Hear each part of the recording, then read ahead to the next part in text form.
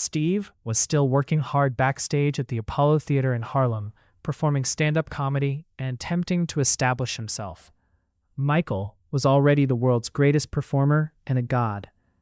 However, Michael had returned to the Apollo, the venue of his childhood performance with the Jackson 5, for a private celebration of Black entertainment greatness.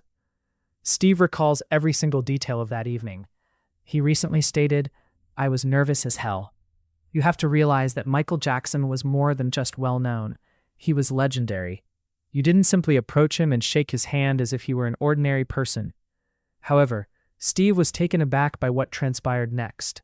Michael, not his bodyguards or managers, was the first to approach him. Michael, on the other hand, was sporting a scarlet jacket with military-style gold braiding, a style that would become famous in a matter of months.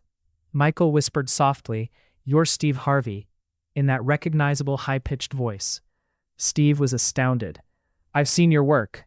You're funny, but you're also real. That's rare." Michael Jackson was aware of his identity, a struggling comedian on the Chitlin circuit, nonetheless making ends meet. Steve remembered, "I didn't know what to say. I probably grinned too much as I just stood there like a fool." However, Michael didn't appear to be aware of or concerned about Steve's anxiety. Rather, he took an entirely unexpected action. He inquired about Steve's early years. Michael inquired, "Where did you grow up? What was it like?" Michael's eyes changed when Steve told him about Cleveland's poverty, his father's job as a coal miner, sleeping in his car, and the beginning of his comedic career. They became almost piercingly focused. "You would understand struggle," Michael remarked. The discussion lasted 20 minutes. Real struggle, not the kind people perform for sympathy. Steve claimed that the 20 minutes felt like a single breath and an eternity. They discussed expectations, being Black in entertainment, and the burden of representing a whole community, whether or not you wanted to. At the conclusion, Michael made a statement that Steve will never forget. "Steve, people are going to try to ruin you. They will pursue you more as you gain success. You'll survive, though, if you don't let them change you into what they want you to be. That's a lesson I'm still learning." Your Steve didn't fully get Michael's meaning at the moment. This was in 1993, before Michael's life would be consumed by the media feeding frenzy, the accusations, and the trials. Steve simply believed Michael to be philosophical and even a bit neurotic due to his years of isolation. In retrospect, however, Steve understands that Michael was warning him, providing him with a survival guide that Michael was finding difficult to follow. After that initial encounter, they only sometimes communicated. More than acquaintances, but not close friends. Sometimes Michael would call Steve late at night just to chat. He was never interested in discussing entertainment or music. Steve disclosed that he wanted to discuss everyday topics, such as what it was like to buy groceries and what people say at barbershops. Because he had never experienced everyday life, he found it fascinating. Those phone conversations were surreal, according to Steve. At 2 a.m, the world's most renowned person called him. The M from a hotel in Monaco or Neverland Ranch, inquiring about the experience of taking your children to school or arguing with your wife over money. According to Steve, he would ask me questions with real curiosity rather than in a condescending manner, much like a scientist researching a strange species. He wanted to know what it was like to be normal. However, Steve wasn't aware of the darker aspect of those discussions until years later. Steve said, his voice full of knowledge, "Michael was lonely. Not only was I alone, but I was incredibly, horribly alone. He was constantly surrounded by people, including employees, admirers, supervisors, and assistants. But he didn't really know anyone. He was the object of everyone's desire. Even those who professed to love him had their own agendas." Steve was particularly affected by one particular chat. Michael had recently tied the knot with Lisa Marie Presley in 1995. Calling it a PR hoax and a fake marriage intended to restore Michael's reputation following the 1993 accusations, the tabloids were having a great time. Steve expected Michael to sound pleased when he called to congratulate him. Rather, Michael sounded worn out. Michael questioned, "Do you think it's real? My marriage? Do you think people think it's real?" Steve was at a loss for words. Does what they think matter? When he finally spoke, Michael laughed, but it wasn't a joyful chuckle. It was resigned and bitter. "What people believe matters, Steve. Everything I say and do is filtered via their preconceived notions about me. They would think it was a special effect if I showed them my heart. Steve finally realized how incarcerated Michael was at that point. Something worse than a real prison. A world that had established Michael Jackson's identity and was unwilling to acknowledge anything that went against it was a prison of vision and story. Steve clarified that he was no longer a person to them. He was a symbol and a character, and symbols are not allowed to be human. In unforeseen ways, the bond grew closer. In 1996, when Steve's career took off with the Steve Harvey Show, Michael personally sent him a handwritten note, not via an assistant. For years, Steve carried a small note in his wallet that read, "Congratulations on your success. Don't let them change you. A stay from Cleveland." They occasionally crossed paths at industry gatherings, and they were always drawn to one another in celebrity-filled settings. Steve observed that Michael didn't look like the person he appeared to be. According to Steve, the media depicted him as this strange, weird figure. He was insightful, wise, and profoundly spiritual when you sat with him and had a meaningful conversation with him. More than anyone I know, he spoke about God. He had faith in redemption, healing, and love. Simply put, he no longer thought he could do those goals. However, everything was altered by what transpired in 2003. In the year when the second batch of accusations surfaced and Martin Basher's documentary debuted, Michael Jackson was attacked with such ferocity that even his detractors were taken aback. Additionally, Steve Harvey saw something that he has remained silent about for the past 20 years. Steve muttered, "I saw him break. Break completely. I must now tell people what I observed with my own eyes, what he told me and what I saw throughout that period, because the truth is important." It did so every time. The February 2003 premiere of Martin Basher's documentary, Living with Michael Jackson, marked the start of the 2003 crisis. Like millions of people worldwide, Steve Harvey was watching from his home in Los Angeles. However, Steve's phone rang before the show had ended, in contrast to most viewers. Michael was there, sobbing. Steve said, "I've never heard a grown man sound so broken." Even after all these years, the memories could still be heard in his voice. He kept saying, "They tricked me, Steve. I trusted him. I let him into my home, into my life, and he tricked me." Michael wasn't angry, at least not in that moment. He was devastated, betrayed in a way that cut deeper than any tabloid hit piece ever had. For those who don't remember, the Basher documentary was meant to be Michael's comeback, a chance to take control of his own narrative after years of bizarre headlines and growing rumors about his beliefs. The most damaging segment showed Michael holding hands with a young cancer patient named Gavin Arzo, saying he let children sleep in his bed, though he clarified he slept on the floor while they took the bed. Basher's voiceover dripped with insinuation and judgment. The world exploded with outrage. "He called me that night in a panic," Steve said. Sin, not because he was guilty of anything, but because he knew what was coming. He'd seen this play before. He knew that once the media had a narrative, facts didn't matter, truth didn't matter. All that mattered was the story they wanted to tell. Steve tried to console him, but what could he say? Michael was right. Within weeks, the Arzo family, the same family Michael had helped when their son was sick, the same family he'd welcomed into his home, came forward with allegations of sexual abuse. The district attorney in Santa Barbara, Tom Sneddon, who had tried to prosecute Michael in 1993 and failed, now had another chance, and he seized it with a vengeance that shocked even hardened legal observers. "Michael told me something during that time that I've never repeated until now." Steve said, leaning forward with intensity. He said, "Steve, they don't want justice. They want to ruin me, not just my job, because I'm too successful, too powerful, too black, and too unwilling to play their game. They want me destroyed, humiliated, and obliterated." Now, people can say that's paranoia and that Michael was playing the victim, but I watched what happened next, and I can tell you with absolute certainty that Michael wasn't paranoid, Steve said, pausing to let that sink in. He was prophetic. Subsection B. Behind closed doors, what Steve witnessed. In November 2003, 70 police officers raided Neverland Ranch. They arrived with a search warrant, videographers, and what seemed like a determination to find something, anything, to validate their case. The images of police going through Michael's bedroom to his private sanctuary were broadcast worldwide. The humiliation was calculated and complete. Steve was one of the few people Michael allowed to visit him during this period. He didn't want many people to see him like that, Steve explained. but I think he called me because I'd always been honest with him. I never kissed his ass, never wanted anything from him.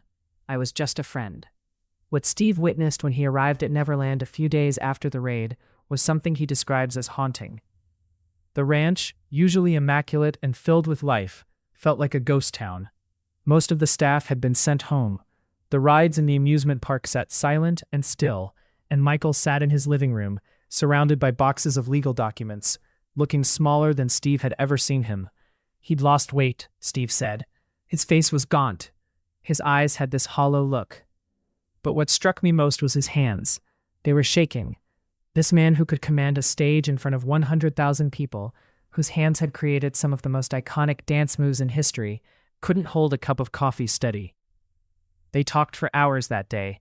Michael walked Steve through everything.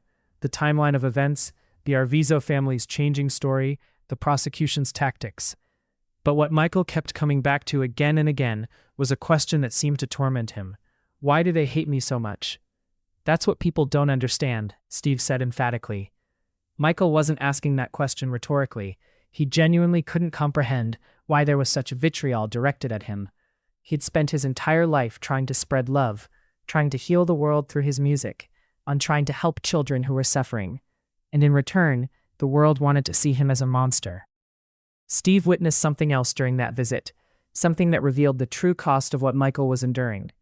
They were sitting in the kitchen when Michael's son Prince, who was about 6 years old at the time, walked in.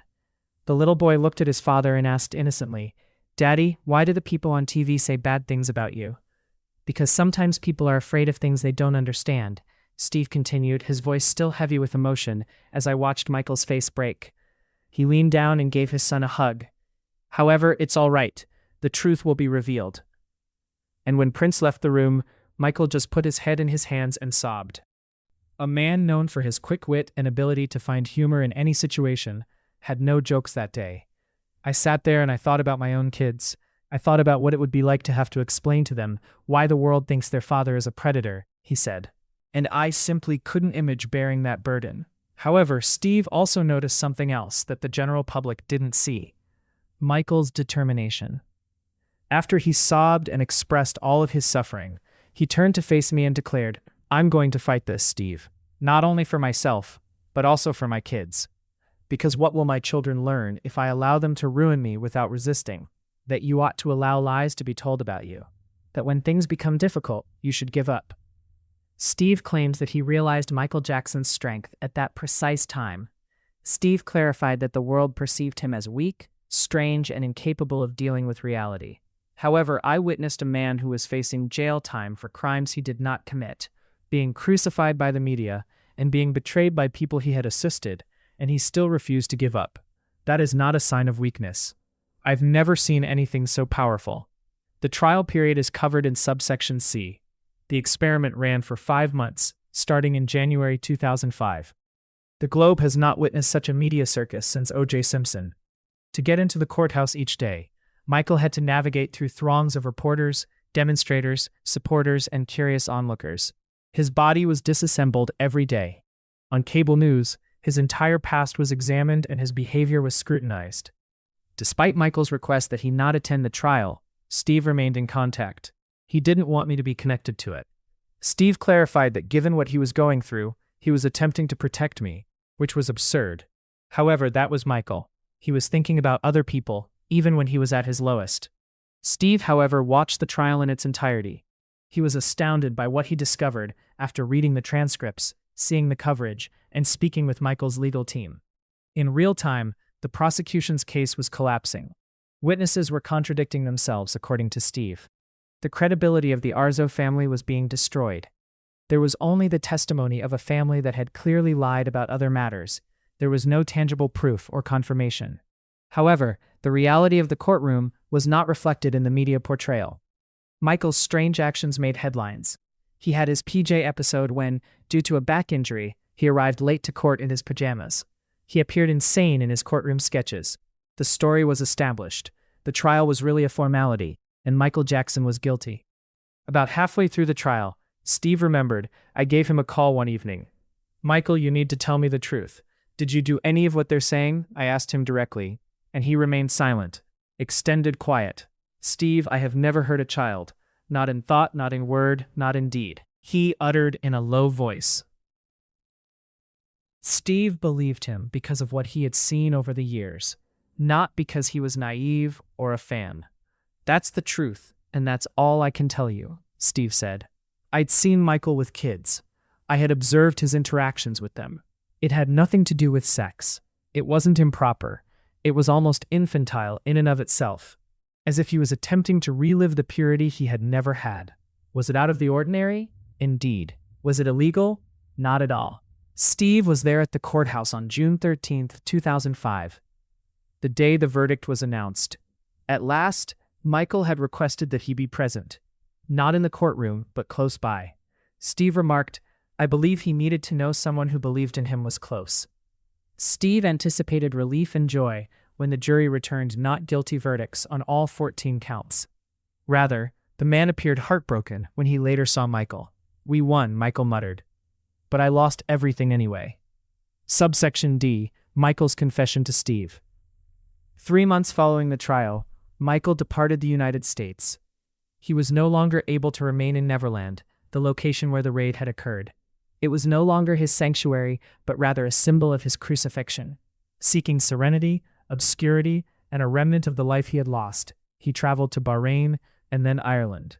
However, he had one last meeting with Steve before departing. They were seated in an ordinary Los Angeles hotel room. There were no cameras, no help, just two men who had seen each other deal with the hardships of survival and celebrity. Steve continued, "That's when Michael told me everything," in a voice that was barely audible. Things he'd never said publicly, things he'd kept buried for decades. Michael discussed his early years, Joe Jackson's mistreatment, being made to perform while ill, witnessing his father beat his brothers, the loneliness of being the most famous child in the world, the lack of friends his own age, and being surrounded whenever he went outside. Steve remembered. He said something that broke my heart. "Steve, I never had a childhood. Never. I therefore made an effort to create what I had missed as an adult.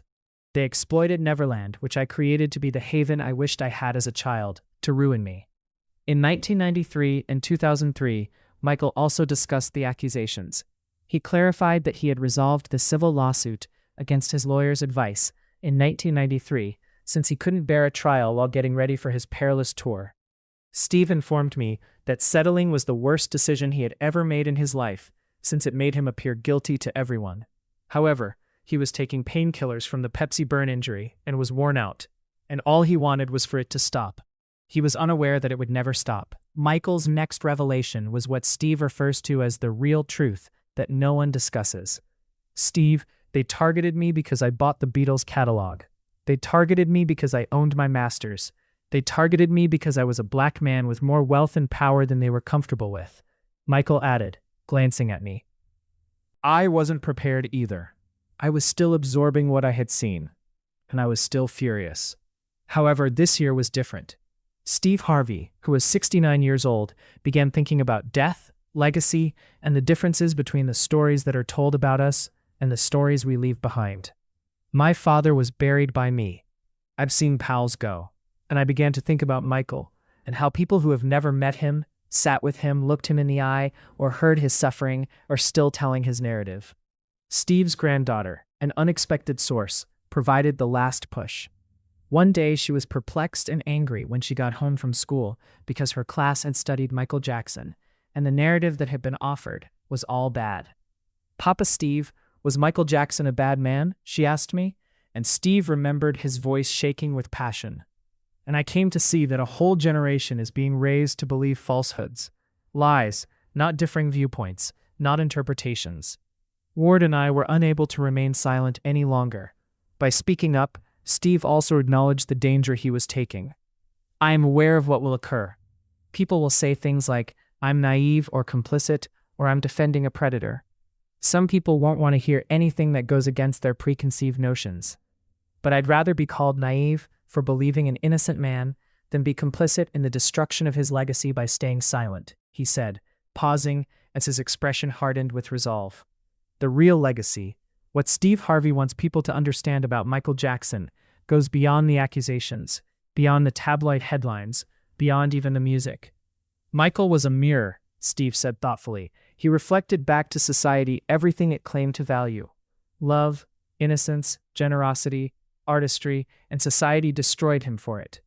And because we don't actually want those things, we want cynicism. We want scandal. We want to believe the worst about people, especially people who shine too brightly. Steve pointed to facts that often get lost in the sensationalism. Michael Jackson was investigated by the FBI for over a decade. Every hard drive, every computer, every piece of evidence from Neverland was examined. The result? Nothing. Not one piece of evidence corroborating the allegations. The most surveilled, most investigated entertainer in history, Steve emphasized, and they found nothing. But that doesn't make headlines like an accusation does. He also spoke about Michael's humanitarian work, contributions that have been largely forgotten or dismissed. This man donated over $300 million to charity during his lifetime, and he held the Guinness World Record for most charities supported by a pop star. 39 different organizations. A message about justice, race, and media. But Steve Harvey's revelations aren't just about Michael Jackson. They're about something larger. See about how society treats Black excellence, about the machinery of destruction that targets those who refuse to stay in their assigned boxes. Let me be very clear, Steve said, his tone serious and measured. What happened to Michael Jackson was not unique. It's a pattern. When Black people accumulate too much power, too much wealth, too much influence, there's a system in place to tear them down. Steve drew parallels to other figures, from Jack Johnson to Muhammad Ali to more contemporary examples. They did it to Prince when he fought the record labels and wrote "slave" on his face. They tried to do it to Oprah multiple times. They're doing it to athletes who speak out about social justice. The method might change, but the goal is always the same. Remind them of their place. The media's role in Michael's destruction particularly enrages Steve. Journalism is supposed to pursue truth, he said, but what they did to Michael wasn't journalism. It was character assassination. They took a man who spoke in a soft voice, who was gentle and eccentric, and they turned those qualities into evidence of guilt. They pathized everything about him, his appearance, his behavior, his kindness to children, and created a monster that existed only in headlines. Steve acknowledged that this pattern continues today. We live in a time where accusation equals conviction in the court of public opinion, where nuance is dead, where you're either perfect or you're canceled. And Michael Jackson was patient zero for that culture. They destroyed him, and then they used what they learned to destroy countless others. Final reflection. As the interview wound down, Steve Harvey was asked one final question. What would you say to Michael if you could speak to him one more time? He was quiet for a long moment, his eyes glistening. I'd tell him I'm sorry, Steve said softly. Sorry that I didn't speak up sooner. Sorry that I let fear of backlash keep me silent while his name was dragged through the mud. And I'd tell him that I finally understand what he tried to teach me back in 1993. That staying true to yourself, even when the whole world is against you, is the only thing that matters, Steve continued, his voice strengthening. But mostly I'd tell him, thank you. Thank you for showing me what grace under pressure really looks like. Thank you for never becoming bitter, even though you had every right to be. Thank you for leaving behind music and art that will outlive all the lies. And thank you for trusting me with your truth, even though it took me 20 years to be brave enough to share it. The conversation ended with Steve Harvey making a promise, not just to Michael's memory. I'm going to keep telling this story, he declared. I don't care who it offends. I don't care what it costs me, because the truth matters.